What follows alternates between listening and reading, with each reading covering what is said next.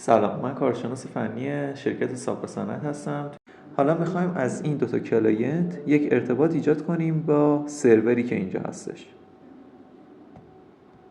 وارد فایروال میشیم.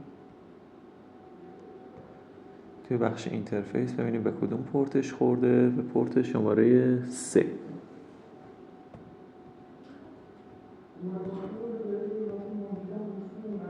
که من از قبل آی پیشو دادم بهش.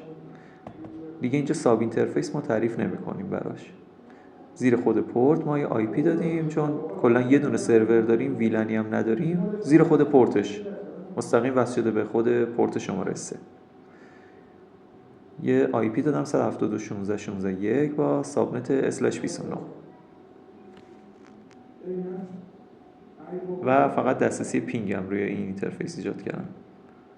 خب وارد سناریو میشیم. نمیخوایم که سرورمون DHCP آی پی بگیره. ما به صورت دستی به سرورمون یه آی پی میدیم که آیا ببینیم اصلا تا فورتیگیت ارتباط داریم یا نه. اگر باز بشه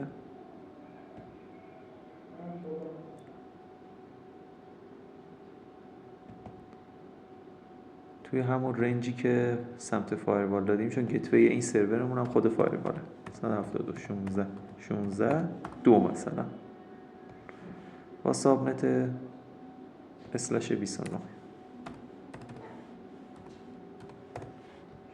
گیتوی مون هم میذاریم فایروال. خب DNS هم که فعلا نمیخوایم، نیاز نداریم به DNS چون ارتباط با اینترنت نداریم. خب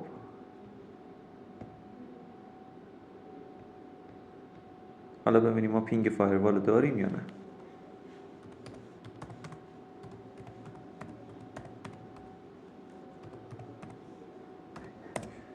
همینطور که میبینین این سرور فایروال رو پینگ داره. یعنی ما تا گیتوی مون رو میتونیم ببینیم. آیا ببینیم حالا از این سرور میتونیم پینگ کلاینت ها رو داشته باشیم یا کلاینت ها برعکس پینگ این سرور رو داشته باشیم. ما از پی سی شماره 1 پینگ میکنیم 172.16.16.2. خب همونطور که میبینید دسترسی نداره. برای این که ما بخوایم از کلاینت هامون به سرورمون دسترسی داشته باشیم، برای این هم باید پالیسی جداگونه بنویسیم. بریم پالیسیشو ایجاد کنیم ببینیم ارتباطش ایجاد میشه یا نه. دوباره مجدد وارد فایروال پالیسی میشیم. تو بخش پالیسی ان آبجکت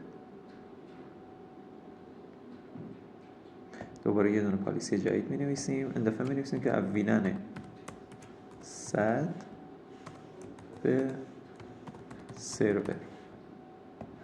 این کامینگمون میشه ویلن 100، اوتگوینگمون این دفعه میشه پورت شماره 3. از ویلن 100 به پورت شماره 3 که پورت سرورمون هست دسترسی دادیم. سورس و دستینیشن رو دوباره آل میذاریم. سرویس هم فعلا آل، چون فعلا محدودیت نمیخوایم بذاریم. نتر هم غیر فعال میکنیم چون شبکه داخلیه.